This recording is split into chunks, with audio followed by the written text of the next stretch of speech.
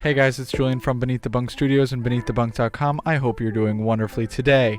We are Beneath the Bunk discussing how I use a template to mix faster. Let's get right into it. Cool, so as you can see, I have a Pro Tools session in front of me, and what you're seeing here is my mix template. This is how I start every mix that I do.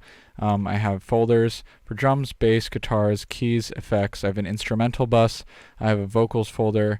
I also have my premix, which is essentially my master bus, and then I have my actual master bus.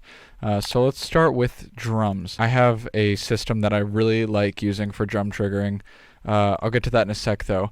So I have my kick in, kick out, kick sub. I basically have these tracks in this folder, and in every other instrument folder prepared for anything that I could possibly be working with. So I have two snare top mics if I'm ever working with two snare top mics.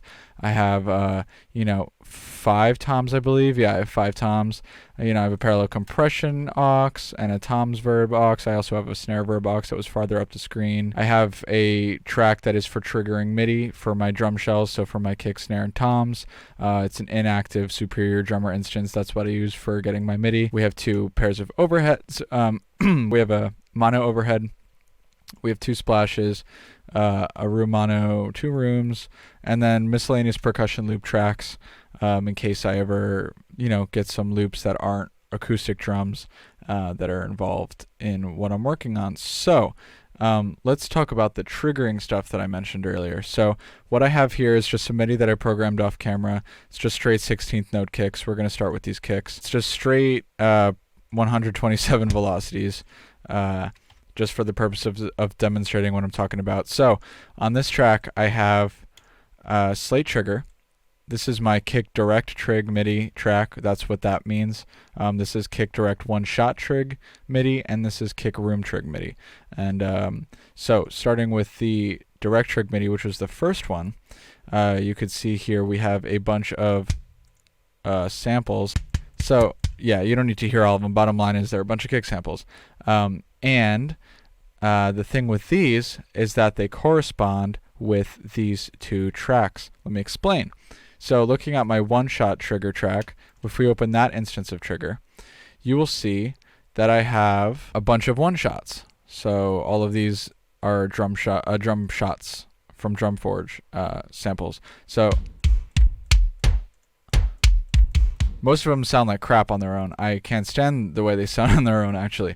But what I have organized these to do is sound good in combination with the corresponding slot on the first trigger plugin that I showed you. So if we look at this and we play these 2 tracks together, the one-shot track and the direct track, you'll hear this with just the direct track first. So this is the third kick, right? Now if we go to the one-shot trigger, which is this one, and we go to the third kick and we turn it up, I've made it so that whatever this kick is, it's gonna sound good with the kick that's playing right now. So let's check that out.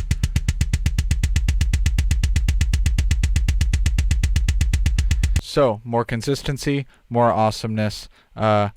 You love to hear it. So that's that, and I also have kick room trig MIDI track, as you saw, and all that is the room mics for the original trigger track. Moving on to the snares. The snares are a little bit more intricate. Not very. It's pretty much the same idea. The normal snare sample matches up with the one-shot counterpart in the other trigger instance. So if I'm working with a snare, if I'm just only relying on samples for a drum sound, and this is my snare sound, but it's just not having the consistency, the punch that I want in the mix. I don't want to just take any old snare one shot and stick it on top of there and be like, okay, now it's better. I don't want to do that. Instead, what I want to do is find a snare that has the same fundamental, that is tuned similarly, and put that underneath it so that instead of hearing 2 separate snares playing on top of each other, I feel like I'm hearing one cohesive big snare sound. This is the first snare sample. I'm going to loop it just like I did with the kick. So here we go. So this is my second snare. You see it right here. So let's open up the one-shot version just like I did with the other one. And we have something that's nicely in phase. I tuned it so that it matches the fundamental. So let's start turning up the second snare and see how it sounds.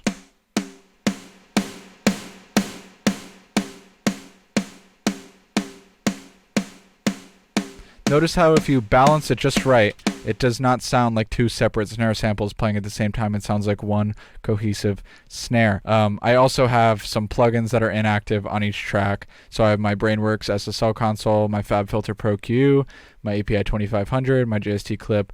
That's what I tend to use on Kick. I'm not going to go through the plugins for every single channel, but what you see here with all these inactive plugins are plugins that I'm most likely going to use on that track, so that when I'm mixing, I could just activate the plugin. It's right there, and it's even got some settings that are within the ballpark of what I'm probably going to want. Now we're going to move on to the bass folder. So in order to talk about that, I got to talk about how I like to process my bass usually.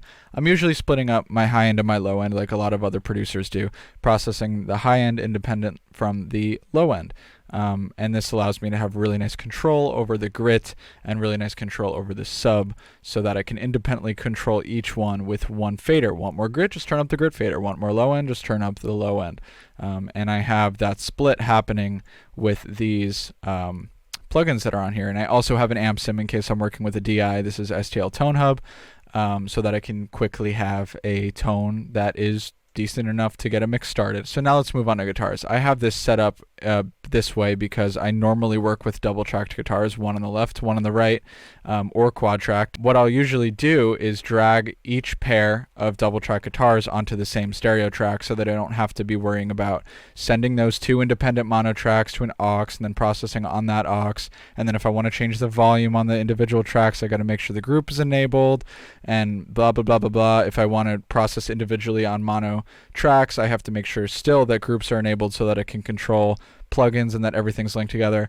I don't want to deal with that. So what I like to do is put double tracked guitars that are the same tone. This only works if they're the same tone, remember that, on the one track. That way I can just have one easy to look at track that, if I want my rhythm guitars to have more high end, I go on that one track, boost the high end, done. I don't have to worry about going down here, making sure my groups are okay. I also have some DI tracks that are organized the same way, except they have an amp sim on them, STL Tonehub again, just to get me a quick tone that will be good enough to start out. And then the leads are organized the same way. For every lead track, there's a DI track. And also, these guitar tracks with the leads are automatically getting sent to all of my guitar effects. So if I want a guitar reverb, I just got to activate that. I just easily activate it with a keyboard shortcut, and then it's ready to go. Keys and effects, pretty straightforward. Don't have a lot to say there.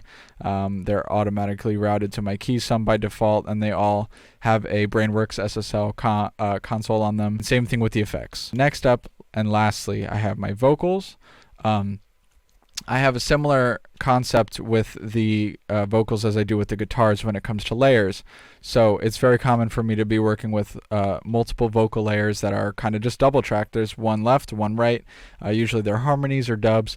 I don't like to deal with groups. I don't like to deal with grouping everything together, and everything, again, is sent to individual vocal effects. And we also have Brainworks SSL, FabFilter, CLA76, L1, Saturn, Saturation, and a de-esser. So that's just my default plugin chain that is across all of my vocal tracks, because it's what I use 95% of the time.